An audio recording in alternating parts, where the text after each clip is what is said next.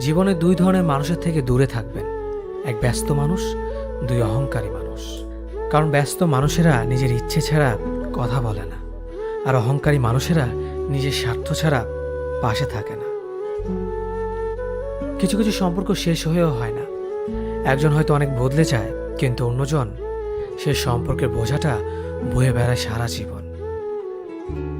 যে তোমাকে ভালোবাসে তাকে কখনো ঘৃণা করবে না, যে তোমাকে বিশ্বাস করে তাকে কোনোদিনও ধোঁকা দিও না। সব সহ্য করা যায়, কিন্তু প্রিয় মানুষের অবহেলা সহ্য করা যায় না। একতরফা ভালোবাসাগুলো এমনই হয়, একজন পাগলের মতো ভালোবেসে যায়, আর একজন পাগল ভেবে শুধু অবহেলা করে যায়। অনুভূতি, ভালোবাসা, মায়া এগুলো যত কম প্রকাশ করবেন, মানুষ আঘাত করার সুযোগ তত কম পাবে। কোনো অভিযোগ নেই, আর কখনো থাকবেও না। আছে শুধু অভিমান, যা কখনো বলবো না।